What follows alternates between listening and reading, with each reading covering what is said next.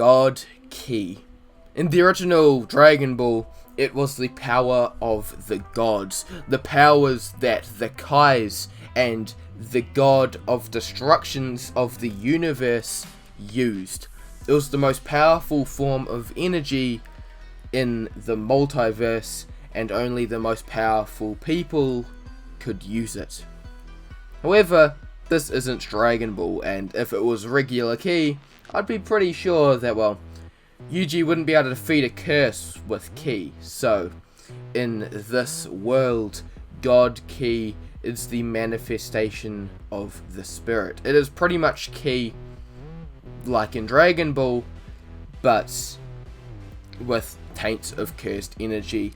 It is the opposite of cursed energy. It is the more refined and purified form of cursed energy, where you calm yourself down.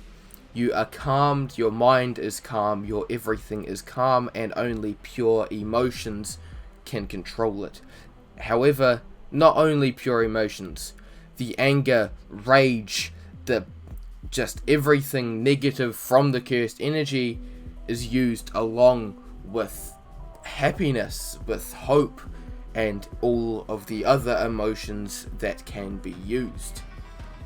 With this, Yuji is able to manifest it with his, I guess, past that you shall be seeing soon. He shall learn to manifest this cursed technique and his god Ki. Him using this to save the Jujutsu world as we know it. Yo, what is good, ladies and gentlemen? It is your boy Explica right here with you guys with the first part of, I guess, this collaboration. I guess, kinda. Golden, what else is going to be doing the second part of this? But yeah, anyway, so this is the first out of two parts of What If Yuji Itadori Had God Ki. I hope you guys do enjoy this part. If you do, be sure to like, subscribe, all of that jazz. You know how it goes. If you want to leave a comment, do so. If you want a notification bell, you can do that as well.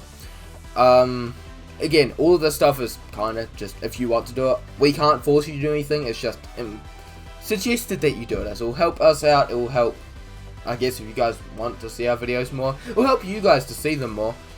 And yeah, that's pretty much that. So yeah, that's pretty much that. Remember, all the links and everything are down in the description. And all of our channel links are down there as well. So all the music, our channels, everything down in the description. And yeah, that's pretty much it. So just remember, God is awesome, you guys are too, and let's just get straight into this epic What If. Let's go! Yuji Itadori. As a young child, he was always fascinated in the forms and the different techniques and just everything about martial arts. Whether it was taekwondo, karate, judo, kung fu, whatever it was, he just absolutely adored it. Every martial art he could learn, he wanted to learn it. From the age of 4 years old, from when he could even comprehend martial arts and wanting to punch someone in the face, he wanted to do it. He just had all this bent up energy and excitement. He was more excitable than a lot of other kids. He was just bouncing off the walls no matter what.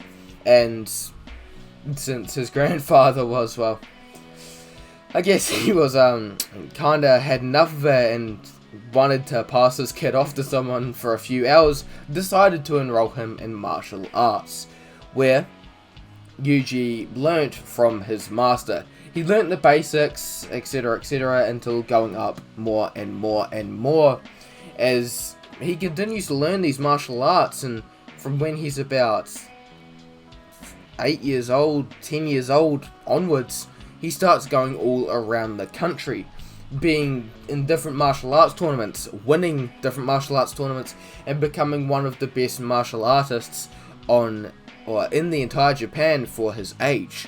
And that's no easy feat. So him doing this, he is definitely very, very strong. When he reached high school and even middle school, when they were kind of forced to be put in these different clubs, whether they were the athletic teams or just some other clubs, Yuji didn't really have time to be a part of these different athletic clubs, whether they were the shot put or just the athletics in general. He couldn't join it as he didn't want to join it, since his top priority and all of his, I guess, effort went into martial arts and seeing his grandfather. So instead he decided to join the occult club, or whatever it was.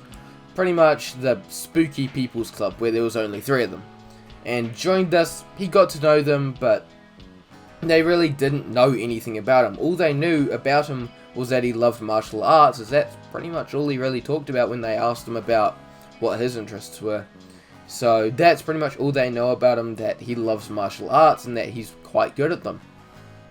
Yuji's life goes on relatively the same, with him realizing that his grandfather needs to go to the hospital, and he pretty much just chills out with his friends at the occult club, does his martial arts, and visits his sick grandfather. However, this all changes as after class and he heads home, he decides that, he wants to go see his grandfather again, in which he does so, going up to meet with him, where he walks in with his grandfather yelling at him. But Yuji doesn't mind. He's happy and he really enjoys visiting his grandfather, and they continue to talk with his grandfather telling him to just live his life, not worry about people, not worry about him. But Yuji doesn't care. He likes hanging out with his grandfather, and as the same as the original, he really doesn't have that many meaningful relationships. The only really big relationships he has is his grandfather and his sensei, in which they're both more father to son or master student relationships. It's not equal footing. So that's pretty much that. He doesn't have that many relationships, and his father Wasuke really wants him to, but he just won't. He's too stuck up. So Yuji visits his grandfather, and his grandfather keeps just yelling at him, telling him to just go make friends and not worry about him. But Yuji won't listen. Well, at least do this for me. You're strong. You're a strong kid, and you've got incredible spirit, and you're driven. Yuji, you're extremely driven, so don't let that go to waste. Save people. Put your abilities to good use. Use that martial arts practice to help people. At least that's my thoughts on it, but you can take it how you want. Just take it as the final words of a senile old man. As this is said, Yuji hears the heart monitor of his grandfather's the beeping of his grandfather's heart monitor slowly come to a stop until it just does a continuous beep. As this happens, the people at the reception hear the phone ringing as they pick it up. Hello, Itadori? What is it? Yuji just standing there trying to hold back the tears. It's my grandpa. He's dead. But this, Yuji leaves as he has to go to the reception and fill out some paperwork. As he's filling out some paperwork, he's, greeted by a kid around the same age as him. This kid's being strange. He's relatively his height, but he's just all suspicious, with him introducing himself and saying that he is looking for a cursed object. This being a strange finger that they had at their school, which he's found was missing. Or a strange kind of object, at least. They don't really know it's a finger. But the man tells him, or the boy tells him to hand it over if he has it on him, and Yuji just pulls out of his pocket saying, yeah, you mean this? And the boy nods, with him opening up and seeing the object is missing.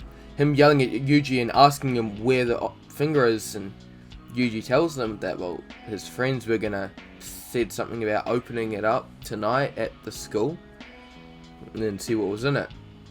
the boy's face going pale as he runs off. Yuji asking where he's going as he quickly chases after him.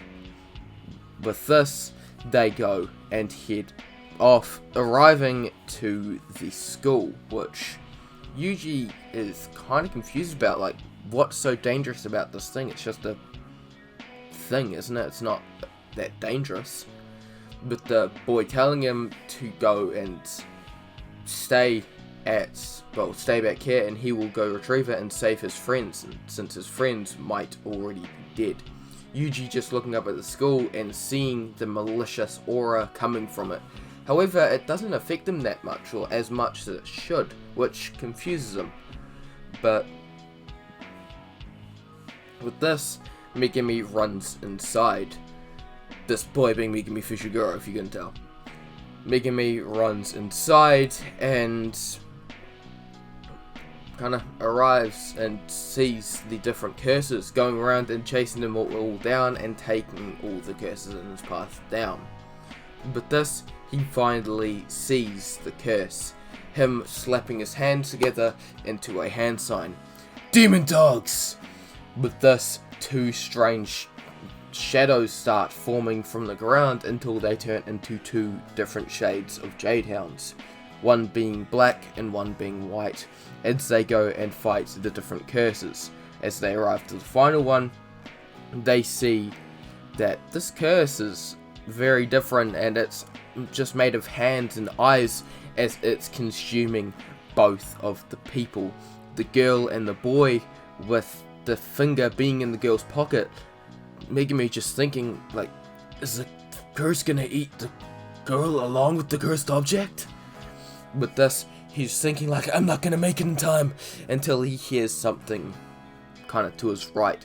Him looking to his right and seeing something flying in through the window. The window smashing through as Yuji smashes through it, grabbing onto the railing and punching down into the curse. With this, he then grabs the two students and rips them out before a blast of cursed energy rips across, ripping the curse to shreds. With this, Yuji's a bit confused, asking, like, what's going on, and, like, that's pretty weird, really. And Megumi just walks up to him asking for the finger, and Yuji sees the finger, picks it up, he's like, oh, is this it? Etc, etc. That whole thing pretty much goes the same. With this, they continue to talk until Megumi senses something above them. Him looking up and seeing a curse about to land on them, him pushing Yuji away as he yells for him to run before the roof above them slams down into the ground, forcing them both away as Megumi's about to attack it before he's slammed into a wall, causing his head to bleed, as he's then slammed through the wall afterwards, and he's just laying there trying to summon one of his Shikigami, but it won't work. Him just thinking, like, I can't think straight, what's going on? Him then seeing the curse about to attack him. With this, the curse is about to kill him before it is then interrupted by a punch straight above it. With this, it looks up and sees that Yuji is attacking it. Yuji using multiple of his different martial arts techniques, kicking it, slamming it, even throwing it into a wall, which very much surprises Megumi with this all happening. Yuji is trying to take it down, but it just won't work. As he's getting agitated, he's freaking out, he's not sure what to do, with Megumi just yelling at him to stop, as only a curse can beat another curse or kill another curse. Yuji's brain is just... However, Yuji isn't really listening to him. His brain is going into overdrive, he doesn't know what to do, as he starts thinking of what his master would do, starting to think of one of the lessons or any of the lessons that his master might have taught him. As his mind goes back to one day when he was about 8, 9, younger, but still having a solid relationship with his master, him being a lot more excitable and kind of bouncing off the walls, him being a very, very excitable child, and he really just, there was no way to stop him. So his master sat him down and tried to teach him to summon his inner self, to calm himself down, to meditate, and to just release and control his ki, to try and control it inside of him and just hold his emotions in, to control them, to grasp them on, and to morph them into something he can use. Help him to use his emotions to fight, and to, well, calm his emotions to fight, and to just calm him down, and to be a bit more logical and not be extremely erratic and just extremely excitable all the time. Yuji takes this in and he tries to put it into good use, thinking that his master has really got something, has really got him onto something. This has to be really, really strong. Maybe he can use this to really much better himself at his martial arts. Little does he know, his master literally just got him to do this to calm him down, as he was getting annoyed at Yuji and how excitable and just erratic he got, and how much he was bouncing off the wall. So this was really the only way you could think about to get Yuji to just calm the heck down, and to just, yeah, to calm down and use his martial arts in a better way, or to explain it in a better way. And so Yuji, he tries to do so. He tries to calm himself in the present day. He calms himself down and tries to take a grip of his emotions. Not only the negative ones, but the positive ones, the neutral ones, every emotion he had at that moment, and took a grasp of it, trying to channel it inside of him, as the curse is about to hit him.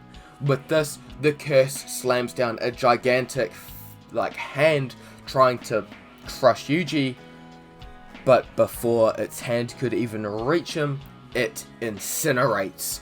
A fiery red and orange aura starts burning off of him, his eyes turning a dark crimsony color, but glowing at the same time, and his hair spiking upwards. At this, both Megumi and the curse are completely shocked, not knowing what to do, or not knowing what to say or do. With this, the curse tries to attack him again, but Yuji disappears from its sight and just lands a solid punch straight into it, completely eviscerating the curse, just obliterating it. It catching on fire and just exploding, completely disappearing, as it is surrounded in orange and red flames. These flames coming off Yuji's fist as they slowly start to disappear, with Yuji's kind of aura kind of taming down a little bit, but still staying there.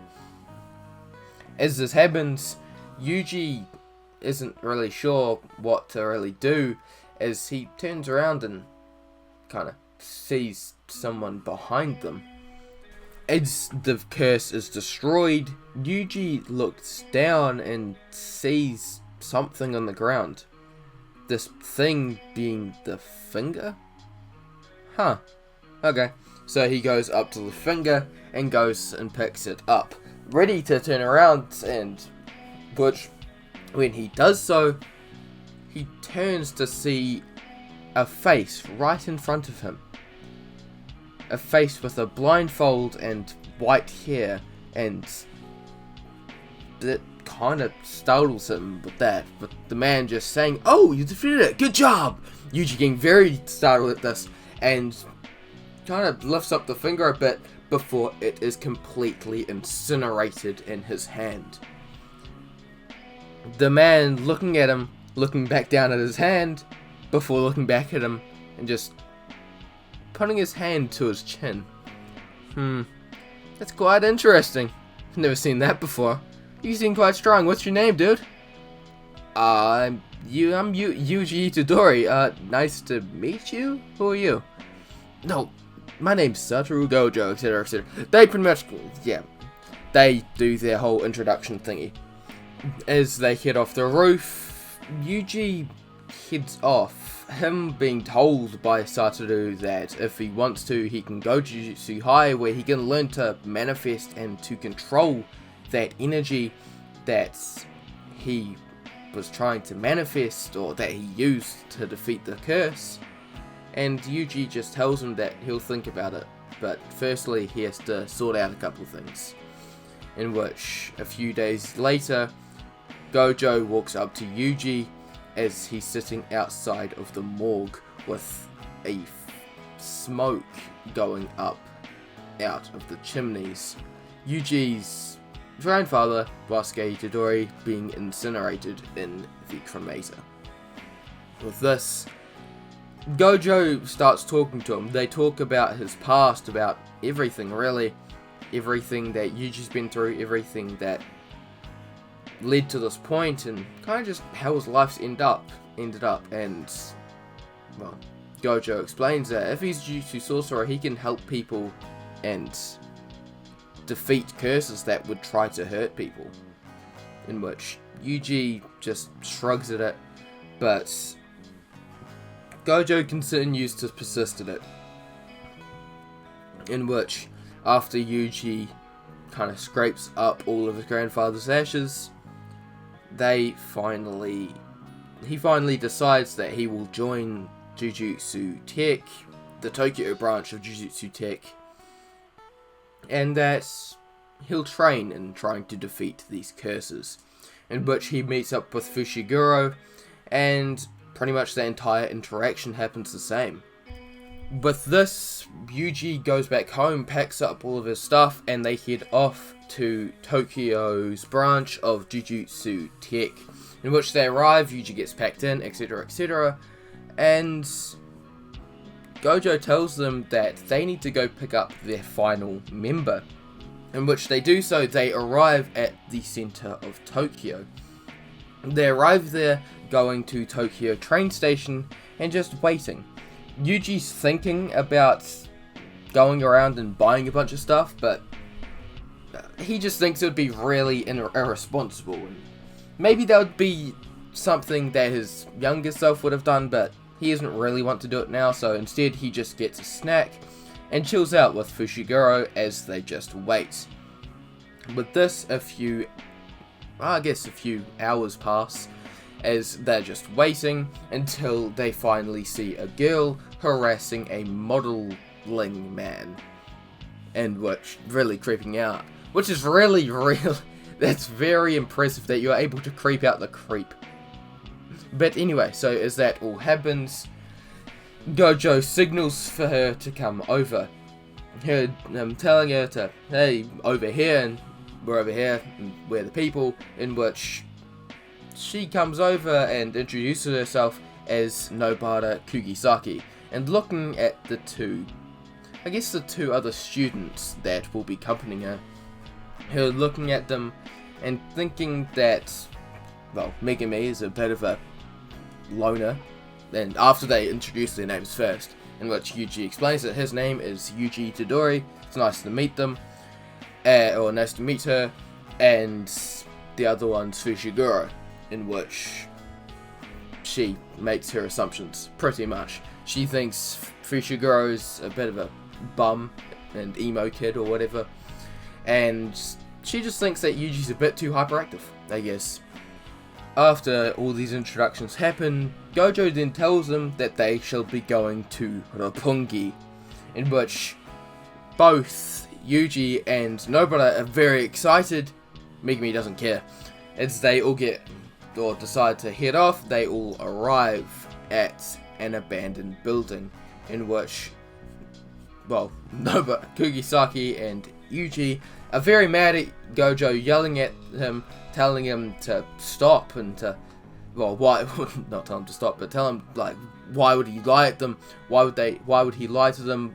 It's bad to treat them like this. Why are they here instead of at Roppongi? They should be doing better stuff than this.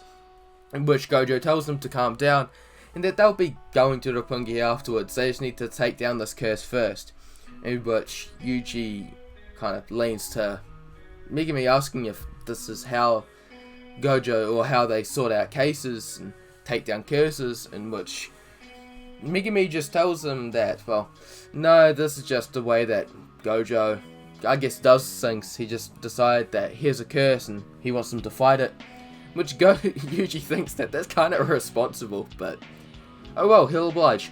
So both Nobara and Yuji go up, with Megumi still being a little bit hurt. With this, they both head up, with Nobara asking Yuji, or kind of trying to do the same thing, but Yuji can stand his ground as, well, he knows how to fight, and he knows, I guess he's been training a little bit with his curse technique, trying to summon it. Him being able to summon this aura for a short span of time, however, it dissipates soon afterwards. So, as this happens, they both walk up, and kind of the same interaction happens, with Nobara kicking him away and telling him that he's a clueless normie, etc, etc, as she goes up, and Yuji prepares to go somewhere else until he sees something above him, seeing a curse, in which he jumps back, and it's a strange scorpion looking curse. As it charges at him, a red aura surrounds him as he appears behind it and slams his fist straight into its head, completely obliterating it. It's completely incinerating and disappearing. With this, Yuji smiles as the aura quickly dissipates. After this, Yuji runs up. He tries to find some other curses as, well, he arrives to see something bad going to happen, with Kugisaki is standing there as she's just defeated the mannequin doll, and she's trying to get the kid to come out and, well, yeah, come out and to come see her out, since it's, well, not dangerous anymore. But the kid shakes his head and declining, which kind of annoys her, in which a hand begins to stick out of the wall, preparing to grab the kid. However, before it can react, its head is grabbed by another hand as it's slammed straight through the wall, with, well, Kugisaki being very surprised as Yuji is there holding onto the curse's head before slamming it into the ground. It tries to push him off as it jumps up, pushing Yuji off as he grabs its arm and rips it off, before the curse then tries to jump away. Kugisaki then telling Yuji to throw that hand down, in which he does, and she uses her resonance, her straw doll resonance, and defeats the curse, completely obliterating it. After this all happens, they then head off to Roppongi, in which they will have steaks, etc, etc, and, well, first they go and give the kid back to, well, take the kid back to his home, and Yuji and everyone else goes to Roppongi, in which they get food, etc, etc, and Megumi's still kind of annoyed that he didn't get to fight, but oh well, he can't really do much about it. After this, a 1 month time skip occurs, where we are now with Yuji, Fushiguro, and Kugisaki at a detention center. And that is where we're going to end this part off. This is the first part out of 2, as I said from the start, so I hope you guys do really enjoy this part. If you do, be sure to like, subscribe, all that jazz. Remember, all of our links and everything are down in the description. Everything, all 3 of our links, all the music, all of that, down in the description. If you guys, want to see more, make sure to let us know by liking, commenting, hitting the notification bell, any of that. Or subscribing as well. Subscribing would help, definitely. But yeah, so doing any of that will show us that you like our videos and that you want to see more. So that'd be pretty cool. But anyway, that's pretty much that. If you, just remember, like, if you want to see anything, that's cool. But the next video should be out soon. and that will be from Golden Falls, Golden whatever you want to call him, in which he'll be doing part 2 of what if Yuji Itadori had God Key. So that's pretty much that. Just remember, God is awesome, you guys are too, and I will see you guys in one of our next videos. Peace.